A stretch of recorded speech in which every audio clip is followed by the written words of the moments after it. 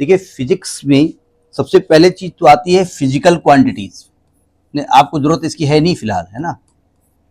क्या कहते हैं उसको? Physical quantities. क्या होती है फिजिकल क्वांटिटीज? जैसे आपने कहा, आपसे घर में कहा गया कि भैया ऐसा करो कि आप 5 किलो आलू ले आओ, तो आपसे आलू की मात्रा बताई गई 5 और उसकी यूनिट बताई गई केजी। तो और ये क्या चीज है? मास है। ये क्या चीज है? मास है। तो ऐसी क्वांटिटी जिसके पास न्यूमेरिकल वैल्यू हो और जिसके पास यूनिट हो, उसको हम कहते हैं फिजिकल क्वांटिटी। क्या कहते हैं? Physical quantity. जैसे मैं कहूं कि मैं बहुत सुंदर हूं, मैं बहुत सुंदर हूं, नहीं हूं क्या? हाँ, तो अच्छे धन्यवाद। तो आपसे कहते हैं कितने सुंदर हो, नहीं बता सकते। कंपेयर कर सकते हैं लेकिन हम बता नहीं सकते। तो सुंदरता एक फिजिकल क्वांटिटी नहीं है। कहाँ फिजिकल क्वांटिटी है? ऐसी क्वांटिटी जिसके बाद न्यूमेरिकल वैल्यू हो और ये हो। जैसे मेरी माँ मुझसे बहुत प्यार करती है, कितना करती है ये आप नहीं, उसकी वैल्यू नहीं बता सकते, ठीक है।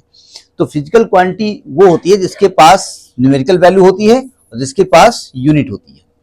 अब जब फिजिकल क्वांटिटी हमने पढ़ी तो हमने देखा कुछ क्वांटिटी को बढ़ाने बताने के लिए हमको डायरेक्शन चाहिए और कुछ को केवल वैल्यू से काम चल जाता है, ठीक है।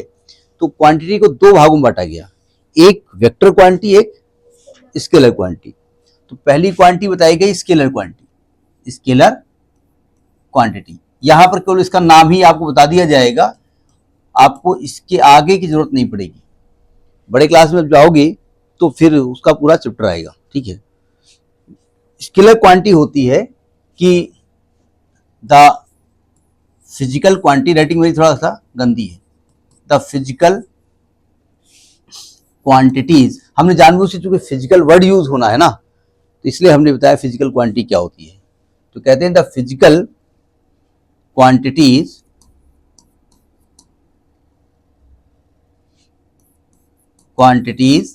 हैविंग ओनली मैग्नीट्यूड,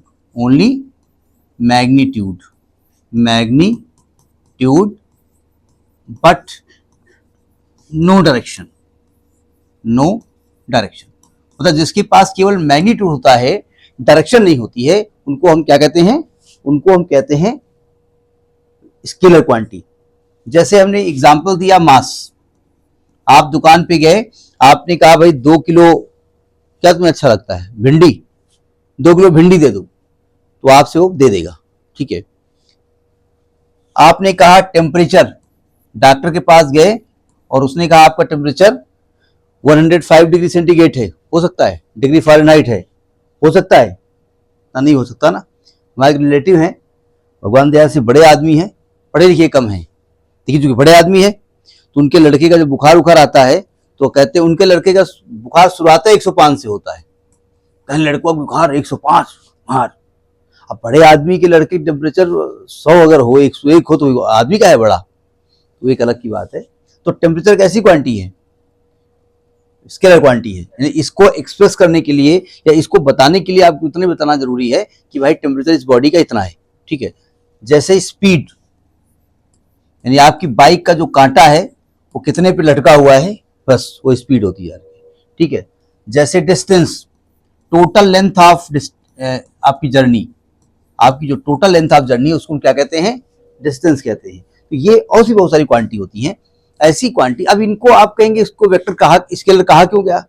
ये हमारा एक्सपीरियंस था। हमने कुछ क्वांटिटी को ये देखा कि इसको बताने के लिए हमको केवल मैग्नीट्यूड से काम चल जाएगा, हमको डायरेक्शन जरूरत नहीं पड़ेगी, तो उनको हमने क्या कहा? स्केलर क्वांटिटी होती है, ठीक है। तो दूसरी क्वांटिटी क्या बताई गई? Vector quantity. कौन सी क्वांटिटी थी वो? Vector quantity.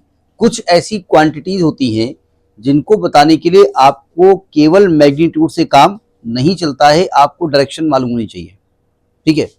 तो कहा गया था physical quantities having magnitude and direction called vector quantity. जैसे डिस्प्लेसमेंट और डिस्टेंस में क्या अंतर था? हमने बताया हमने कि भाई जैसे आप यहां से गए यहां, यहां से गए यहां, यहां से गए यहां, यहां से गए यहां, मान ये आपने 3 मीटर डिस्टेंस कवर की, ये 4 मीटर डिस्टेंस कवर की, ये 4 मीटर डिस्टेंस कवर की, ये 1 मीटर डिस्टेंस कवर की।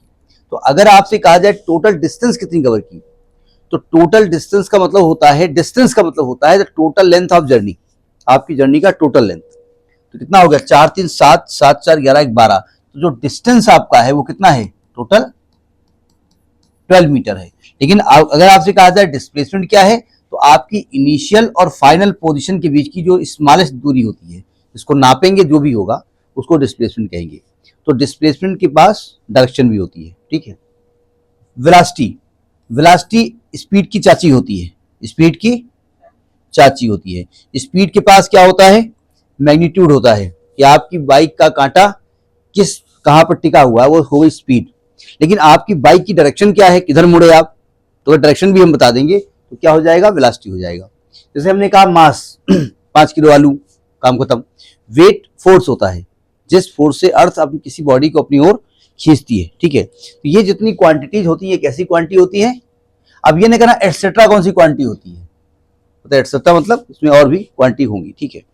अब चैप्टर का नाम क्या है, यहाँ चैप्टर का नाम है मोशन। अब मोशन के बारे में बात करेंगे, ठीक है। सबसे पहले हम बात करेंगे रेस्ट एंड मोशन होता क्या है। Rest and motion, rest and motion, भाई आप कैसे कहोगे कोई बॉडी रेस्ट में है, कैसे आप कहेंगे। भाई आपने कोई बॉडी ली, मान लेते हैं हमने कोई बॉडी, छोटी सी कोई बॉडी ले रहे हैं, ये हमने कोई छोटी बॉडी ली जो दिख नहीं रही है, तो दिखने वाली बॉडी ली हमने, ये छोटी सी बॉडी ली,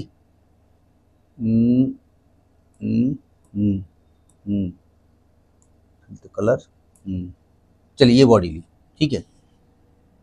हमने इस बॉडी को देखा, यहां रखी हुई है, 1 सेकंड बाद देखा यहां रखी हुई है, 2 सेकंड बाद देखा यहां रखी हुई है, तो इसकी पोजीशन टाइम के साथ चेंज नहीं हो रही है, तो हम क्या कहेंगे, बॉडी काहे में है, रेस्ट। यानी अगर टाइम के साथ साथ किसी बॉडी की पोजीशन चेंज नहीं हो रही है तो body set to be in rest.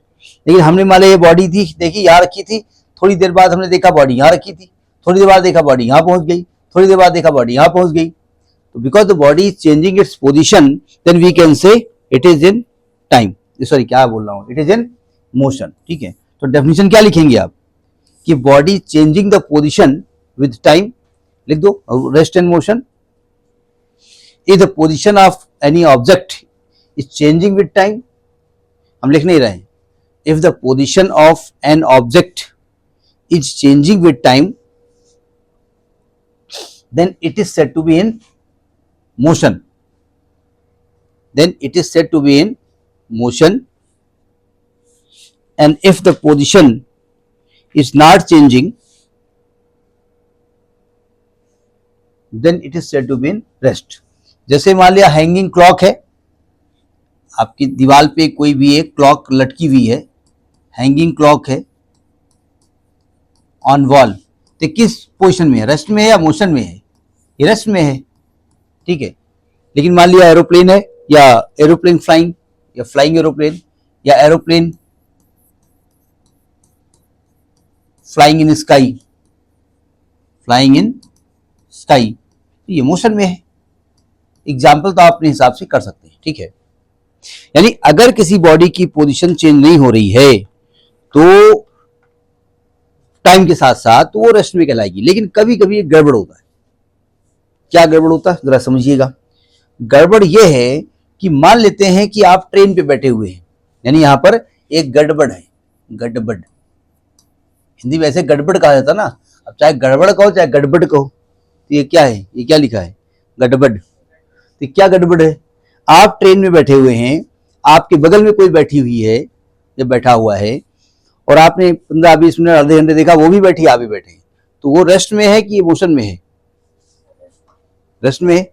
लेकिन एक्चुअली अगर हम प्लेटफॉर्म पे बैठ के उसको देख रहे हैं तो भाई मान लेते हैं एक ट्रेन है, मान लीजिए ये ट्रेन है, ये ट्रेन है, यहाँ पे आप 2-3 लोग बैठे हुए हैं, ठीक है, ये प्लेटफॉर्म है, यहाँ पर कोई व्यक्ति खड़ा हुआ है, ऐसे खड़ा हुआ है, ये खड़ा हुआ है, तो ट्रेन में जो बैठे हुए व्यक्ति हैं दो, ये एक दूसरे के रेस्पेक्ट में रेस्ट में है, क्योंकि मिस्टर ए और मिस्टर बी इनकी पोजीशन जो थी थोड़ी देर बाद भी वही दिख रही है आपको, ठीक है। लेकिन जो प्लेटफॉर्म पे मिस्टर सी हैं उनको ये मोशन में नजर आएंगे, ठीक है। तो ए और बी की पोजीशन सी के रेस्पेक्ट में चेंज हो रही है, क्योंकि प्लेटफॉर्म बैठे हुए व्यक्ति को ट्रेन दिखेगी, वो व्यक्ति भी दिखेगा और ऐसे निकल जाएगा। Mean the position of train as well as the position of that व्यक्ति is changing with time with respect to C, लेकिन ए और बी की पोजीशन चेंज नहीं हो रही है। तो ए और बी एक दूसरे को रेस्ट में कहेंगे, लेकिन सी उसको मोशन में कहेगा। तो यानी कि जो मोशन होता है वो एक रिलेटिव प्रॉपर्टी होती है। क्या होती है?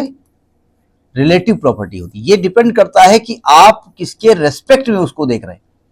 भाई अर्थ में बैठे, भाई मान लिया एक भैंस ने टट्टी कर दिया, टट्टी कहते ना उसको, गोबर कहते तो कहे तो टट्टी, भैंस की टट्टी को गोबर कह दिया, ठीक है। मतलब आदमी को देखो, दूसरे जानवर की टट्टी से अपने घर को लीपता है और अपनी टट्टी पे अपना पैर पड़ जाए तो नहाएगा जाकर के, अच्छी अपने खुद की, ठीक वो अलग की बात है, नहीं मतलब ये थोड़ी उससे लीपेगा। तो थोड़ी देर बाद देखा गोबर पड़ा हुआ है, थोड़ी देर बाद देखा सूख गया, वहीं पड़ा हुआ है। तो गोबर is rest with respect to you. लेकिन अगर आप स्काई से देखो या दूसरे प्लैनेट से देखो तो अर्थ क्या हो रही है? घूम रही है। तो अर्थ में हर व्यक्ति अब एक दूसरे के रेस्पेक्ट में अगर वो बैठा हुआ है तो रेस्ट में है, लेकिन with respect to other planet वो मोशन में है। यानी कि मोशन एक रिलेटिव प्रॉपर्टी होती है। समझ में आ गई बात? ठीक है। तो ये अब इसमें लिखने वाली कोई चीज है नहीं, तो इसलिए इसको कुछ लिखना नहीं है, गड़बड़ क्या लिखोगे। इसके बाद दूसरी बात आती है कि अब डिस्टेंस क्या होती है। डिस्टेंस छोटी छोटी बातें हैं। देखिए एक्चुअली में छोटी छोटी बातें, बड़े क्लास में जाओगे तो बड़े वाला कहेगा क्या बता रहे हो। Total length of your journey, आपकी जर्नी की जो टोटल लेंथ होती है उसको हम डिस्टेंस कहते हैं। ठीक, total length of the path, या आप कह सकते हैं कि total length of path, length of path covered by any object, by any object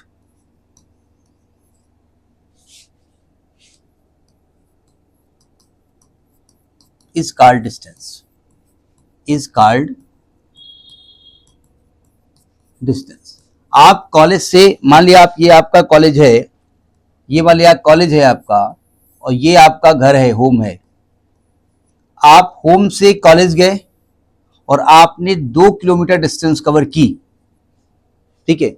और कॉलेज से फिर आप घर गए, आपने फिर 2 किलोमीटर डिस्टेंस कवर की, तो आपकी जो total length of the path है वो आपकी डिस्टेंस है। कितना आपने कवर किया? 4 किलोमीटर, ठीक है। तो ये टोटल डिस्टेंस जो यहां पर हो गई, टोटल डिस्टेंस जो हो गई वो 4 किलोमीटर हो गई, 4 किलोमीटर।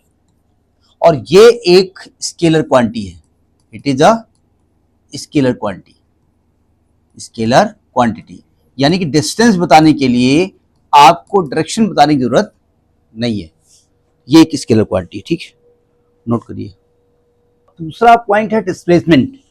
डिस्प्लेसमेंट क्या होता है? कहते हैं during motion the shortest distance between the initial and final position. कोई बॉडी जब चलेगी, जहां से चलना शुरू करेगी उसको कहते हैं इनिशियल पोजीशन, जहां तक जाएगी उसको कहेंगे फाइनल पोजीशन। तो इनिशियल और फाइनल पोजीशन के बीच की जो शॉर्टेस्ट डिस्टेंस होती है उसको हम क्या कहते हैं? डिस्प्लेसमेंट कहते हैं। और ये एक ऐसी क्वांटिटी होती है, वेक्टर क्वांटिटी। जैसे मैं 2 एग्जांपल लेता हूं। जैसे हमने पहला एग्जांपल ये लिया, हमने ये 2 जगह बताई, ये जगह का नाम ए है और ये जगह का नाम बी है। कोई बॉडी मान लिया ए से बी की तरफ गई, तो ये टोटल जो डिस्टेंस है वो 10 किलोमीटर है। एक शहर का नाम ए है, एक शहर का नाम बी है, 10 किलोमीटर दूर है। और बाद में बॉडी लौट के बी से ए आ गई, तो अगर मैं कहूं कि टोटल डिस्टेंस कितनी कवर की इसने, तो 20 किलोमीटर कवर की ना। क्यों? क्योंकि डिस्टेंस क्या होती है? Total length of the path, उस बॉडी ने जो कवर किया। और अगर मैं कहूं टोटल डिस्प्लेसमेंट कितना हुआ है, अगर मैं कहूं टोटल डिस्प्लेसमेंट कितना हुआ है, बताइए। तो भाई जहां से चली थी वो इनिशियल थी और जहां पे आई वो भी वही शहर है, तो कितना होगा डिस्प्लेसमेंट? 0 हो गया। अब ये नहीं कहना ये वाली दूरी है, वो एक ही शहर है इसलिए हमने बता दिया, ठीक है। तो डिस्प्लेसमेंट क्या हो गया? 0। जैसे मैं एक और एग्जांपल लेता हूं, मान लिया पाथ कुछ ऐसा है, ये राइट एंगल ट्रायंगल है, मैं मान लेता हूं ऐसा पाथ, ठीक है, और ये ए है, ये बी है और ये सी है, ठीक है। हमने कहा बॉडी ए से चलना शुरू किया बी तक और ये चला 3 किलोमीटर, 3 मानो 4 मानो इसको, ये चला 4 किलोमीटर, 4 किलोमीटर, और बाद में बी से सी चला और ये चला 3 किलोमीटर। ये दो बॉडी, एक बॉडी चली है, ए से बी गई है और बी से सी गई है, और ए से चलना शुरू की थी और सी पे जाकर के रुक गई है। तो अगर मैं कहूं कि टोटल डिस्टेंस कितनी कवर की है, तो आप कहेंगे ए बी और बी सी के बराबर, ठीक है, यानी A B plus B C, तो कितना हो गया 7 किलोमीटर। लेकिन अगर आपसे कहें कि टोटल डिस्प्लेसमेंट कितना हुआ है,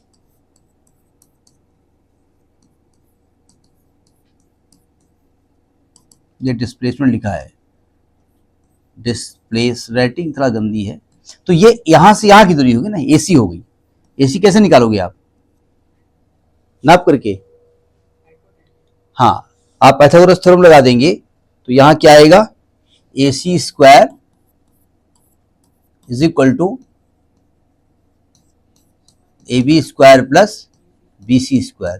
तो AB स्क्वायर हो जाएगा 16, BC स्क्वायर होगा 9, ये हो गया 25, तो AC की वैल्यू क्या हो जाएगी 5 किलोमीटर। समझ में बात नहीं आई।